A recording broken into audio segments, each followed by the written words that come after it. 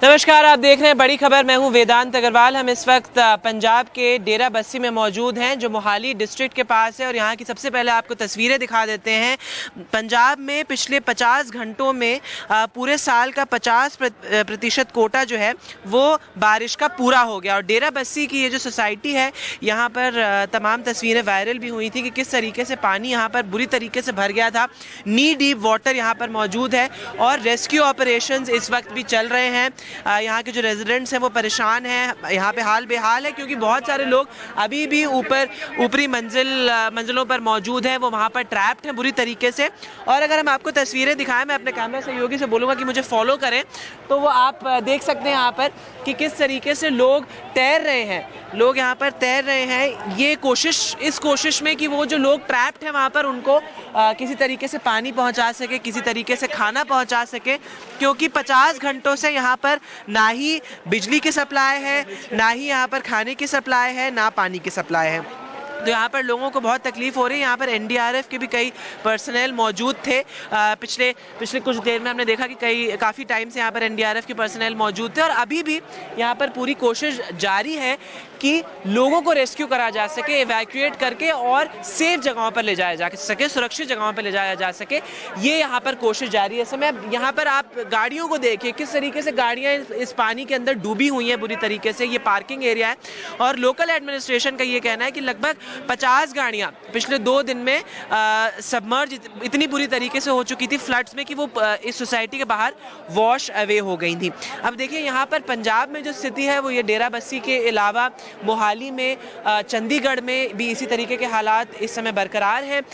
पंजाब की अगर हम बात करें तो लगभग 80% बारिश यहाँ पर 50 घंटे में हुई है, जो पूरे जुलाई का कोटा था। जुलाई के कोटे की 80% बारिश सिर्फ 2 दिन में या 50 घंटे में यहाँ पर हो गई। और ये इन तस्वीरों में ये चीज़ एविडेंट है कि किस तरीके से लोगों को बहुत तकलीफें अभी भी हो रही हैं।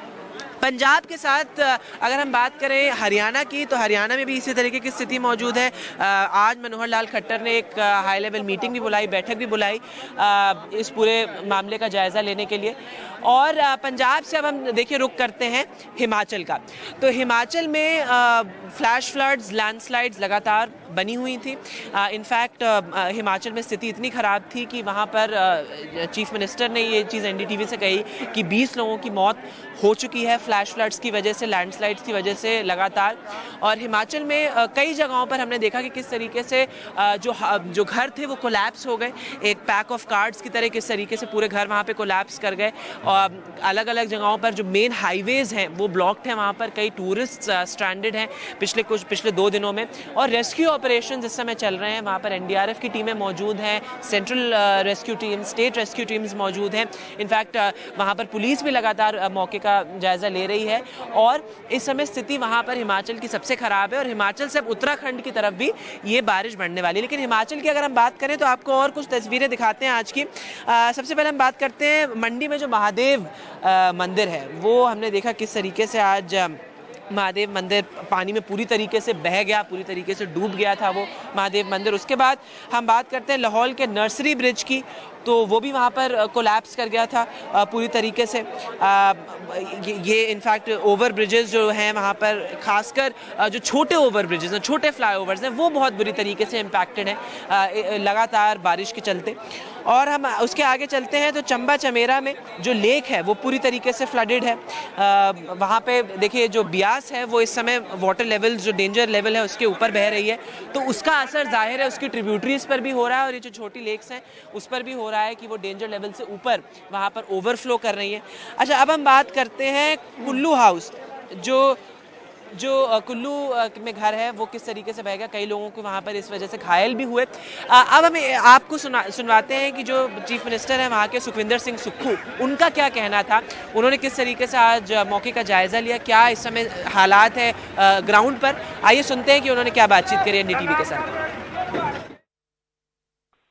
नमस्कार, एनडीटीवी इंडिया में आपका स्वागत है। हमारे साथ हिमाचल के मुख्यमंत्री सुखविंदर सिंह सुक्खू साहब हैं।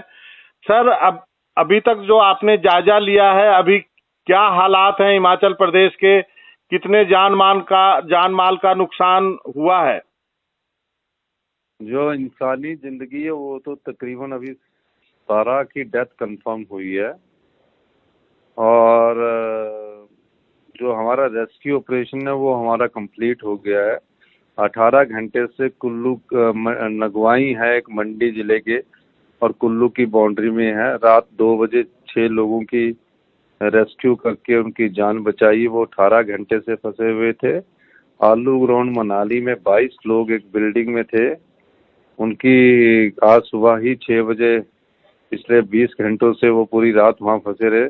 आज सुबह उनको वहां से निकाल लिया गया है। तो रेस्क्यू ऑपरेशन हमारा पूरी तरह कंप्लीट हो चुका है। नाउ रिस्टोरेशन चल रहा है, अब रिस्टोर करना है। कुल्लू डिस्ट्रिक्ट में बिजली पूरी तरह ठप है। कल रात से बिजली नहीं है और कई पर्यटकों के बेटों के और पिता के फोन आ रहे हैं। मैं उनको ये कहना चाहता हूँ कि बिजली ना होने के कारण उनके मोबाइल चार्ज नहीं हुए हैं। कोई घबराने की बात नहीं है। सभी जो पर्यटक है, सभी जो टूरिस्ट है जो चंद्रताल में है, तकरीबन 200 के करीब टूरिस्ट है, वहाँ हमारे एसपी साहब है, उनके खाने पीने का पूरा प्रबंध किया है।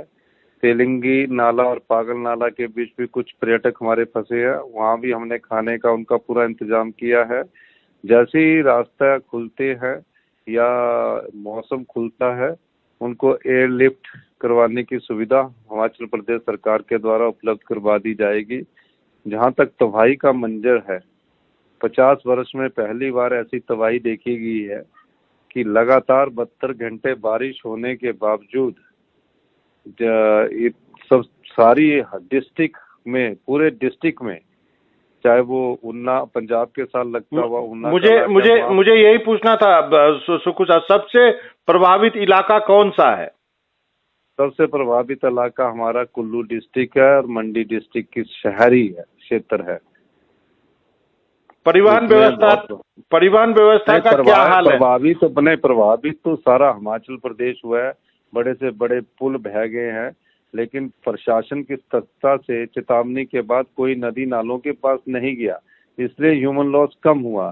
तकरीबन 40 के करीब बड़े पुल बह गए हैं। सभी डिस्ट्रिक्ट हेडक्वार्टर अपने राज्य के हेडक्वार्टर से कटे पड़े हैं। रोड डैमेज हो चुका है। पीने के पानी की स्कीमें पूरी तरह वॉश आउट हो गई है।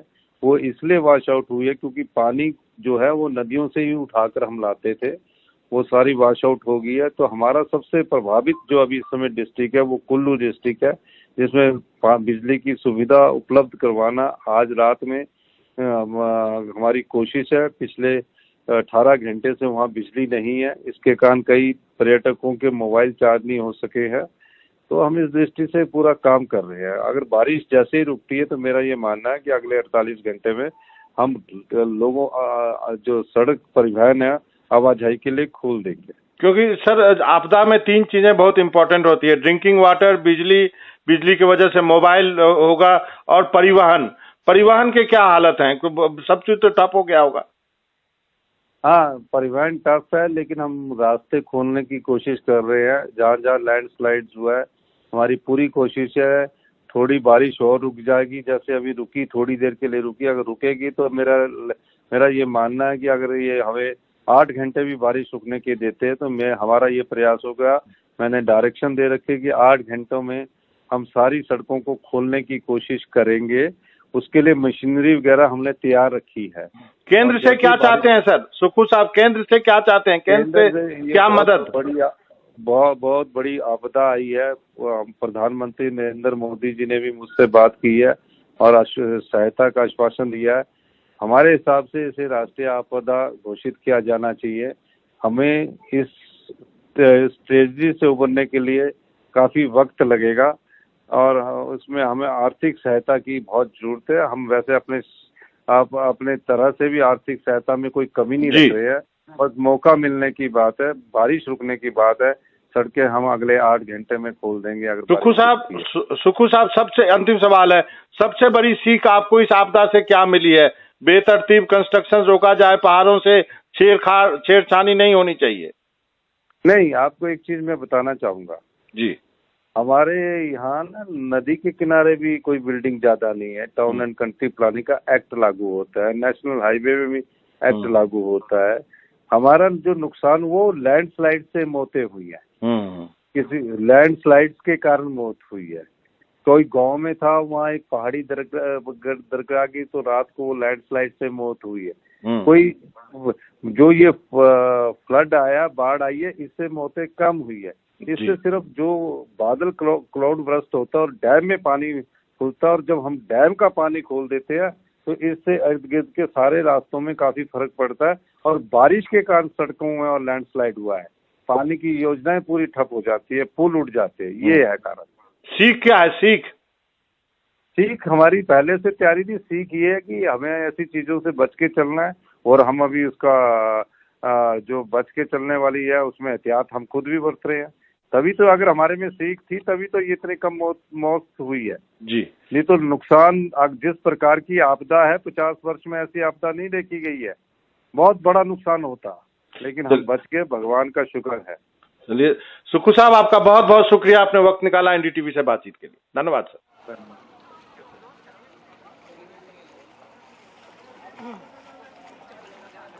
तो सुक्खू साहब का देखिए, जैसे कि वहाँ कहना था, 5 दशकों में इस तरीके की बरसात नहीं हुई है, इस तरीके की तबाही नहीं हुई। और एक बहुत ज़रूरी बात जो उन्होंने ये कही कि किस तरीके से डेवलपमेंट जो हो रहा है खासकर सेंसिटिव एरियाज़ में, वो किस तरीके से ये बहुत बड़ी चिंताजनक बात है। यहाँ पर भी हम वही देख सकते हैं कि ये इसका फॉल्टी कंस्ट्रक्शन कहीं ना कहीं हुआ, जिस वजह से इतना पानी भर गया। छोटे से ब्रेक का एक समय, ब्रेक के दूसरे बार हम आपको दिखाएंगे कि दिल्ली में भी, दिल्ली एनसीआर में भी किस तरीके से बारिश की वजह से हाल बेहाल है।